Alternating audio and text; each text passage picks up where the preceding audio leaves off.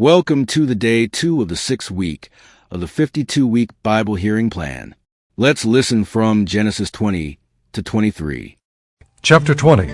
Now Abraham moved on from there into the region of the Negev and lived between Kadesh and Shur. For a while he stayed in Gerar, and there Abraham said of his wife Sarah, "She is my sister." Then Abimelech, king of Gerar, sent for Sarah and took her. But God came to Abimelech in a dream one night and said to him, "You are as good as dead because of the woman you have taken. She is a married woman." Now Abimelech had not gone near her, so he said, "Lord, will you destroy an innocent nation? Did he not say to me, 'She is my sister'?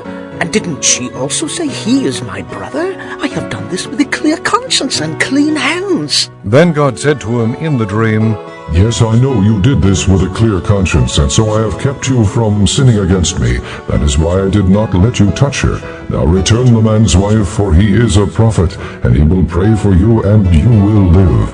But if you do not return her, you may be sure that you and all yours will die."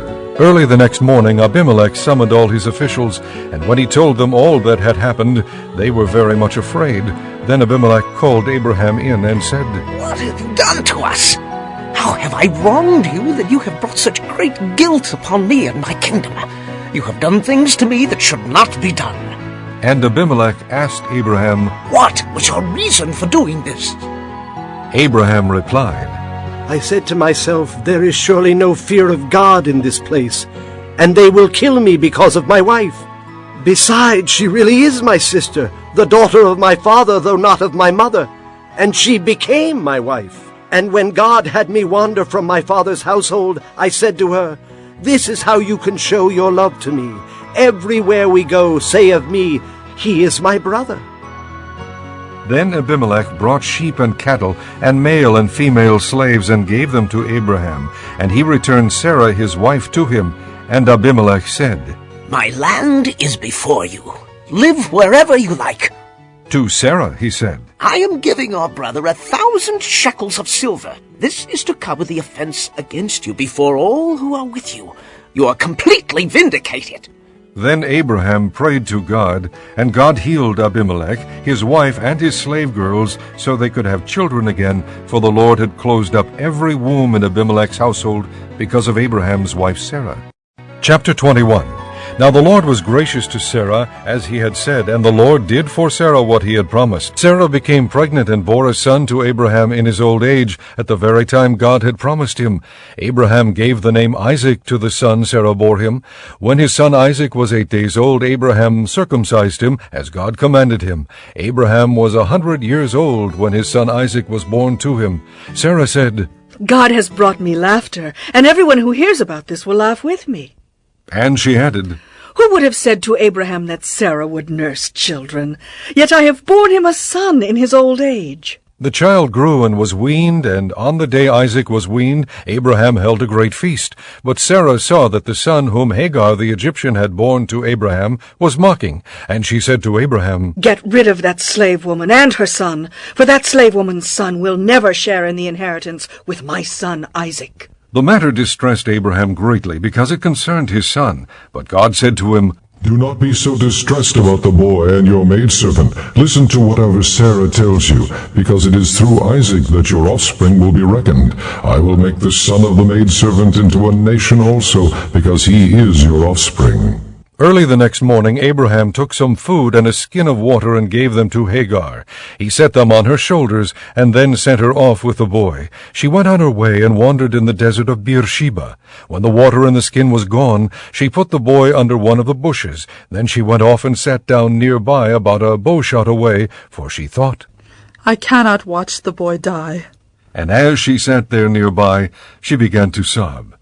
God heard the boy crying, and the angel of God called to Hagar from heaven and said to her, "What is the matter, Hagar? Do not be afraid. God has heard the boy crying as he lies there. Lift the boy up and take him by the hand, for I will make him into a great nation." Then God opened her eyes, and she saw a well of water. So she went and filled the skin with water and gave the boy a drink. God was with the boy as he grew up. He lived in the desert and became an archer. While he was living in the desert of Paran, his mother got a wife for him from Egypt. At that time Abimelech and Phicol, the commander of his forces, said to Abraham, God is with you in everything you do. Now swear to me here before God that you will not deal falsely with me or my children or my descendants. Show to me and the country where you are living as an alien the same kindness I have shown to you. Abraham said, I swear it. Then Abraham complained to Abimelech about a well of water that Abimelech's servants had seized. But Abimelech said, I don't know who has done this. You did not tell me, and I heard about it only today. So Abraham brought sheep and cattle and gave them to Abimelech, and the two men made a treaty. Abraham set apart 7 ewe lambs from the flock, and Abimelech asked Abraham, What is the meaning of these 7 ewe lambs you have set apart by themselves? He replied, Accept these 7 lambs from my hand as a witness that I dug this well. So that place was called Beersheba because the two men swore an oath there. After the treaty had been made at Beersheba, Abimelech and Phicol, the commander of his forces, returned to the land of the Philistines. Abraham planted a tamarisk tree in Beersheba, and there he called upon the name of the Lord, the eternal God. And Abraham stayed in the land of the Philistines for a long time. Chapter 22.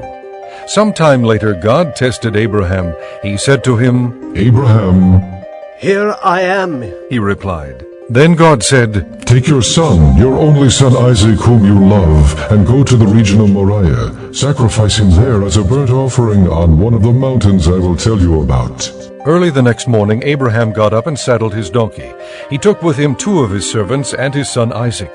When he had cut enough wood for the burnt offering, he set out for the place God had told him about.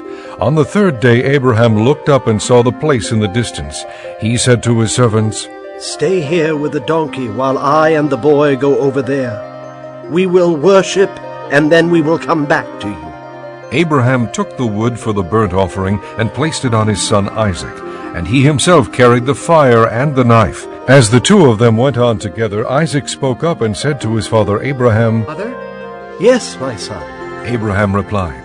the fire and wood are here, Isaac said. but where is the lamb for the burnt offering? Abraham answered, God himself will provide the lamb for the burnt offering, my son. and the 2 of them went on together. When they reached the place God had told him about, Abraham built an altar there and arranged the wood on it. He bound his son Isaac and laid him on the altar on top of the wood. Then he reached out his hand and took the knife to slay his son.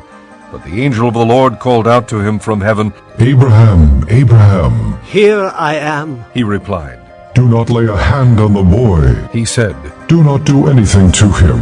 Now I know that you fear God, because you have not withheld from me your son, your only son. Abraham looked up, and there in a thicket he saw a ram caught by its horns. He went over and took the ram and sacrificed it as a burnt offering instead of his son. So Abraham called that place, The Lord Will Provide. And to this day it is said, On the mountain of the Lord it will be provided. The angel of the Lord called to Abraham from heaven a second time, and said, I swear by myself, declares the Lord, that because you have done this and have not withheld your son, your only son, I will surely bless you and make your descendants as numerous as the stars in the sky and as the sand on the seashore. Your descendants will take possession of the cities of their enemies, and through your offspring all nations on earth will be blessed, because you have obeyed me. Then Abraham returned to his servants, and they set off together for Beersheba, and Abraham stayed in Beersheba. Sometime later, Abraham was told, Milcah is also a mother. She has borne sons to your brother Nahor, Uz, the firstborn, Buz, his brother, Kemuel, the father of Aram, Kesed, Hassol, Pildash, Jidlaph, and Bethuel. Bethuel became the father of Rebekah. Milcah bore these 8 sons to Abraham's brother Nahor. His concubine, whose name was Reumah, also had sons, Teba, Gaham, Tahash, and Maacah. Chapter 23. Sarah lived to be 127 years old. She died at Kiriath Arba, that is Hebron, in the land of Canaan, and Abraham went to mourn for Sarah and to weep over her. Then Abraham rose from beside his dead wife and spoke to the Hittites. He said, I am an alien and a stranger among you. Sell me some property for a burial site here so I can bury my dead. The Hittites replied to Abraham, Sir, listen to us. You are a mighty prince among us. Bury your dead in the choicest of our tombs. None of us will refuse you his tomb for burying your dead. Then Abraham rose and bowed down before the people of the land, the Hittites. He said to them, If you are willing to let me bury my dead, then listen to me, and intercede with Ephron, son of Zohar, on my behalf.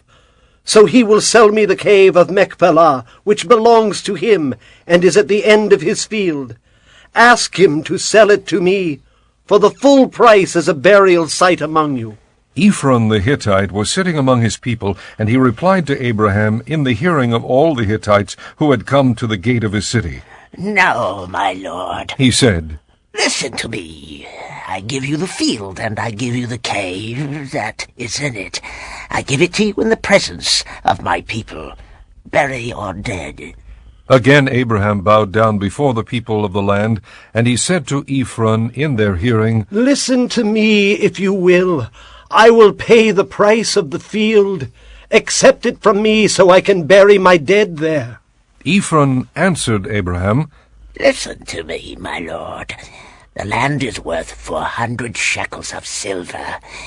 But what is that between me and you? Bury your dead. Abraham agreed to Ephron's terms, and weighed out for him the price he had named in the hearing of the Hittites, 400 shekels of silver, according to the weight current among the merchants. So Ephron's field in Machpelah near Mamre, both the field and the cave in it, and all the trees within the borders of the field, was deeded to Abraham as his property in the presence of all the Hittites who had come to the gate of the city. Afterward Abraham buried his wife Sarah in the cave in the field of Machpelah near Mamre, which is at Hebron, in the land of Canaan. So the field and the cave in it were deeded to Abraham by the Hittites as a burial site.